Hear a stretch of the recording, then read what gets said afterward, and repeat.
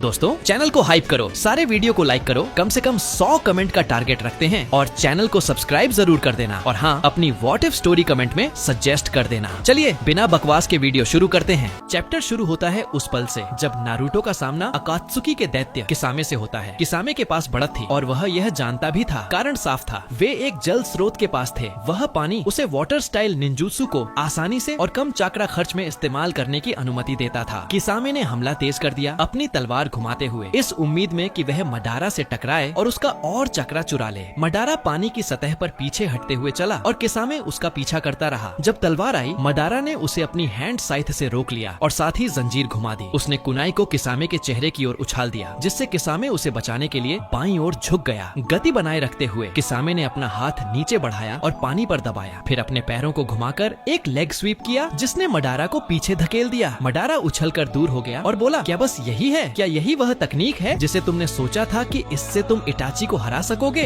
बेवकूफी मत करो। वह हल्का सा हंसा। किसामे मुस्कुराया, अपने मांसाहारी दांत दिखाते हुए। ओह, मुझ पर भरोसा रखो, अभी तो हम कहीं भी खत्म नहीं हुए हैं। किसामे ने अपनी तलवार पीठ पर टांग ली और हैंड साइंस बनाने लगा। Water release, great exploding water colliding wave. अचानक उसने अपने मुंह में पानी बनाया और उसे झील के पानी से टकरा दिया, जिससे सारा पानी ऊपर की ओर उठ गया। इसके बाद उसने फिर से हाथ के संकेत बनाए। Water prison shark dance technique. चारों ओर का पानी एक विशाल बुलबुले में बदल गया, एक छोटे से पानी के कण जैसा, लेकिन बहुत बड़े पैमाने पर सतही तनाव से बंधा हुआ। मडारा उस पानी के बुलबुले में फंस गया। मुझे फर्क नहीं पड़ता तुम कितने ताकतवर हो, हर इंसान को हवा चाहिए। इटाची को भी, सुसानु इस्तेमाल करने वालों को भी। मडारा का दम घुटने लगा और उसने पानी की सतह की ओर तैरने की कोशिश की, लेकिन जैसे ही वह ऊपर बढ़ा, किसामे उसके बगल में तैरता हुआ आ गया। क्या हुआ? तैरते तैरते थक गए? किसामे बोला। और सोचो, मैंने यह पूल खास तौर पर तुम्हारे लिए बनाया था। मडारा समझ गया कि किसामे हमेशा इस पानी के कारागार का केंद्र रहेगा। जब तक किसामे उसके साथ तैरता रहेगा, वह कभी बाहर नहीं निकल पाएगा। मडारा जानता था कि वह किसामे से तेज तैर नहीं सकता। अब जबकि किसामे आधा शार्क बन चुका था, उसे कुछ और करना होगा।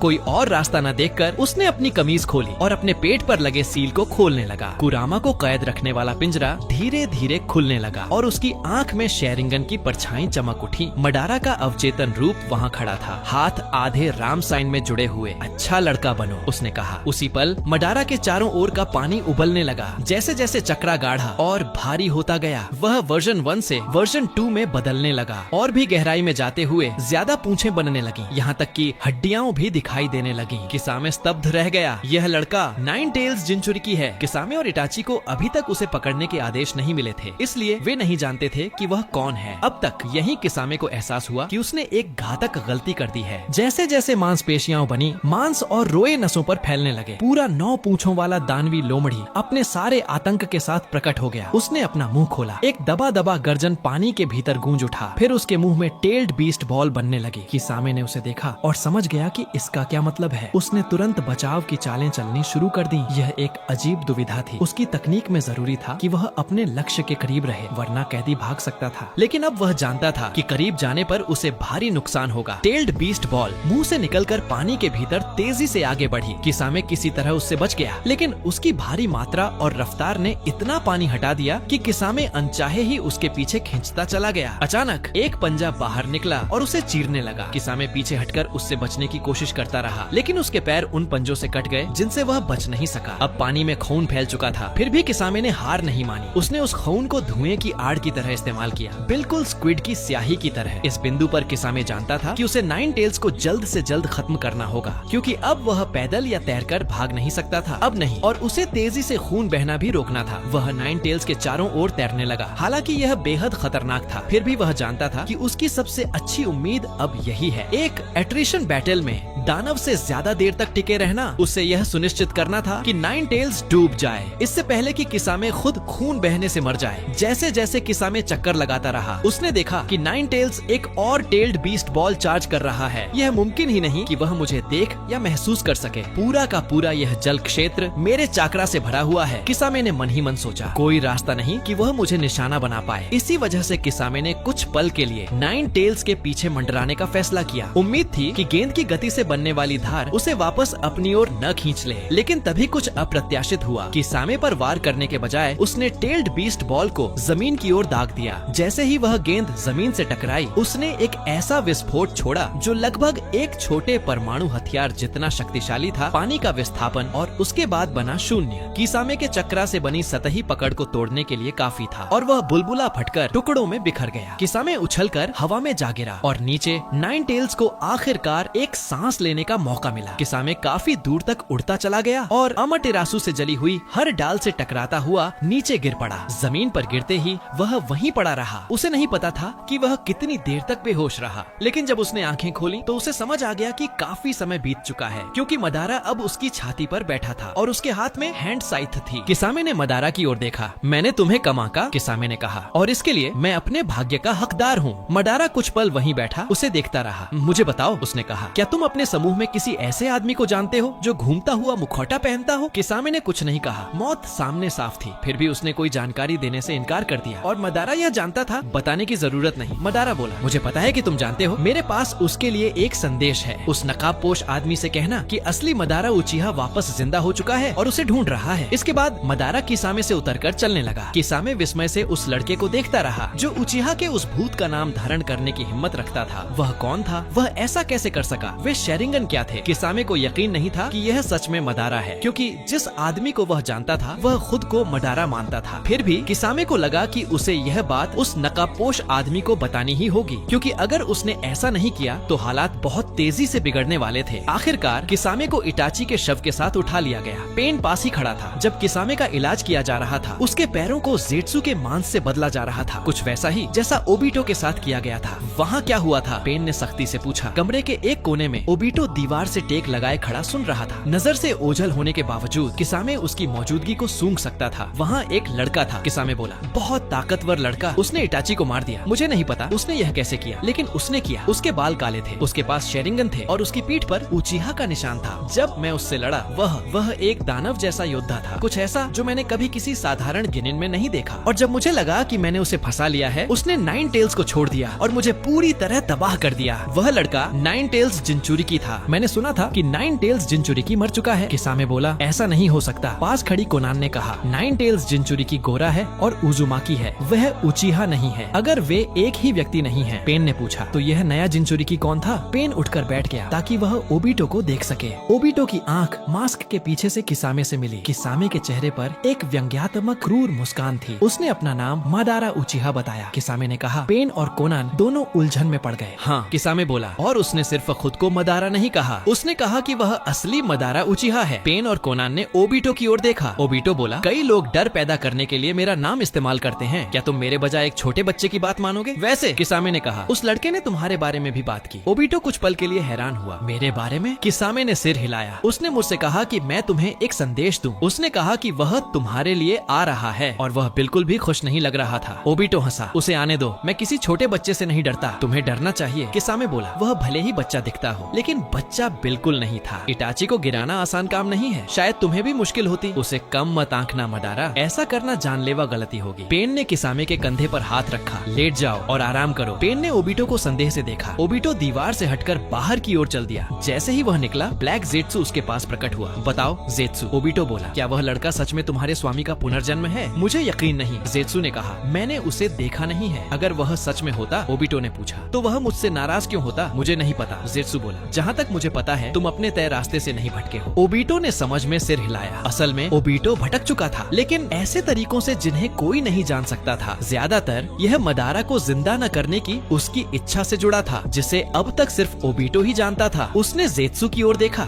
जाकर पता करो, अगर वह सच में तुम्हारा स्वामी है तो मेरी ओर से शांति का प्रस्ताव देना। मेरे पास उसे नाराज करने की कोई वजह नहीं है। और अगर वह हमारा स्वामी नहीं हुआ? ब्लैक ज़ेत्सु ने पूछा। ओबिटो ने अपने मास्क के एकमात्र छेद से उसे देखा। तो उसे पकड़ कर ले आओ, हमें नाइन टेल्स चाहिए। ज़ेत्सु ने सिर हिलाया और जमीन में समा गया। ओबिटो खिड़की के पास गया और शहर पर बरसती बारिश को देखने लगा। अगर वह सच में मदारा होता तो ज़ेत्सु जान जाता और तब उसकी योजनाओं में बहुत बड़ा रोड़ा आ जाता। ब्लैक ज़ेत्सु मदारा की ओर बढ़ा, लड़के के पीछे प्रकट हुआ और धीरे धीरे उसके शिविर की ओर आया, जो संयोग से हवा की दिशा के विपरीत था। जैसे ही वह करीब पहुंचा, उसने एक जानी पहचानी आवाज सुनी, ज़ेत्सु, मेरे इरादों को पूरा करने वाला। ज़ेत्सु चौंक गया। तुम मडारा नहीं हो, उसने कहा। तुम नारुतो हो, मडारा ने सिर हिलाया। तुम जानते हो मैं कौन हूँ? आवाज मडारा जैसी है, जेत्सु बोला। जेत्सु पूरी तरह हक्का बक्का रह गया। वह अब हर चीज पर शक करने लगा था। वह लड़के के भीतर इंद्रा और असुरा दोनों का चक्रा महसूस कर सकता था। जेत्सु इसे समझा नहीं पा रहा था, लेकिन किसी तरह यह लड़का सच में मडारा था। वह शिविर के पास आया। स्वामी, ब्लैक जेत्सु ने पूछा, यह कैसे संभव है? कृपया मेरे साथ चलो, जेत्सु,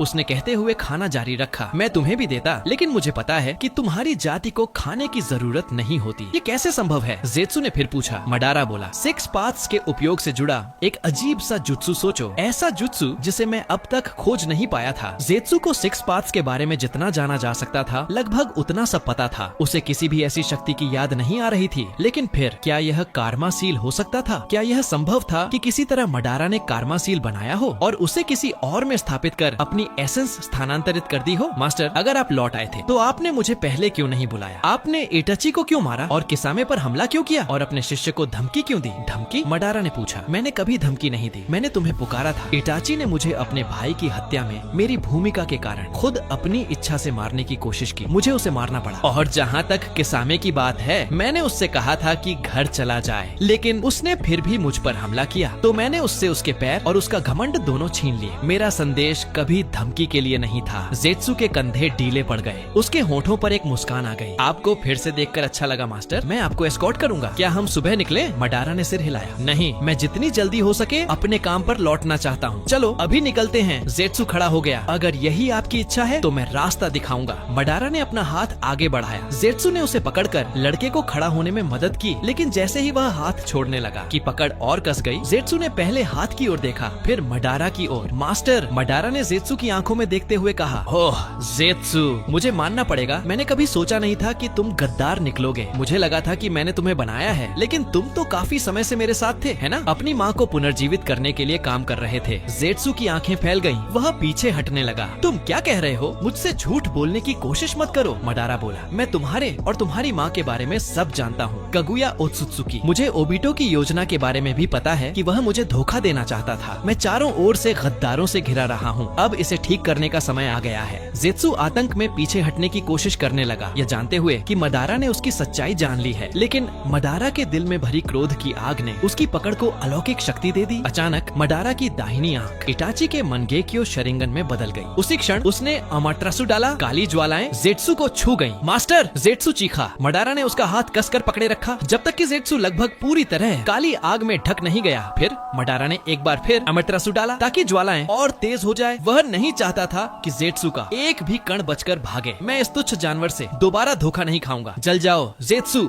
राख बन जाओ, कुछ भी न बचो और अपनी माँ की इच्छा को भी अपने साथ जला ले जाओ। जेत्सु ने एक आखिरी चीख निकाली, मदर, कगुया, और उसका शरीर राख में बदल गया। पूरी तरह यकीन करने के लिए मडारा ने एक बार फिर अमाटेरासु डाला और पूरा इलाका आग में झोंक दिया। वह वहीं बैठा गुस्से में गुर्राता रहा। उसकी दाहिनी मंगेक्यो जो उसने इटाची से ली थी अब अंधी हो चुकी थी। उसने उसे अपने सिर से निकाल लिया। एक पल उसे देखा और फिर उसे आग में फेंक दिया। जेत्सु की राख के साथ मैं तुम्हारे साथ खत्म कर चुका हूँ जेत्सु, लेकिन ओबिटो के साथ नहीं। मैं उसे ढूंढ निकालूंगा और जब मैं उसे पाऊंगा तो वह चाहेगा कि काश वह उस दिन डाटे गुफा में ही मर गया होता। और यहीं पर आज के लिए कहानी खत्म होती है। मडारा की जेत्सु को नष्ट करने की इच्छा आखिरकार पूरी हो चुकी है। जेत्सु के चले जाने के बाद कगुया कभी भी पूरी चेतना में वापस नहीं आ सकेगी। वह हमेशा 10 टेल्स के भीतर ही कैद रहेगी, उसी शरीर में जिसे उसने अपने 2 बेटों को नष्ट करने के लिए लिया था। अब कगुया का खतरा खत्म हो चुका है और बस कुछ ही लोग बचे हैं जो मडारा के रास्ते में खड़े हो सकते हैं, उस चीज को पाने से पहले जो उसे सही मायनों में अपना हक लगती है। उसके बाद क्या होगा? क्या वह आखिरकार उस ड्रीम वर्ल्ड को पाएगा जिसकी उसे हमेशा चाहती, या फिर यह मुमकिन है कि जो वह चाहता था वह काफी नहीं है? खासकर उसकी लड़ाई के प्रति असीम प्रेम को देखते हुए मडारा एक बेहद विरोधाभासी चरित्र लगता है। उसका रियलिटी के प्रति नजरिया पूरी तरह उसके अपने इंट्रोस्पेक्शन पर आधारित है।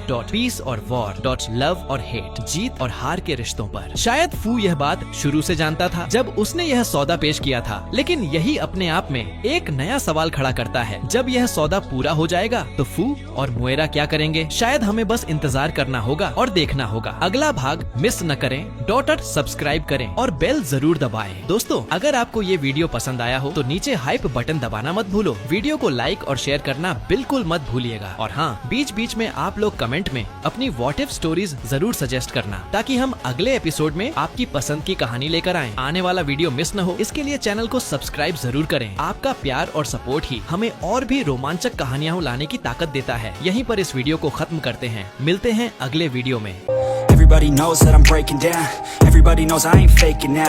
Everybody knows my heart's vacant now. Yeah, she hates me now, I made mistakes but now I don't ever wanna be alone. I don't really ever feel at home. On my own, in the zone, that's the only way I know. Feeling low, about to blow back up. Here I won't ever let the doubt creep in. Gotta pop a couple more aspirin. I don't think I'll ever let you in. Easier to break it off best friends. I don't really understand myself. I don't really understand, need help. I don't wanna be left on the shelf. Couldn't even hear me if I yelled. It's so cold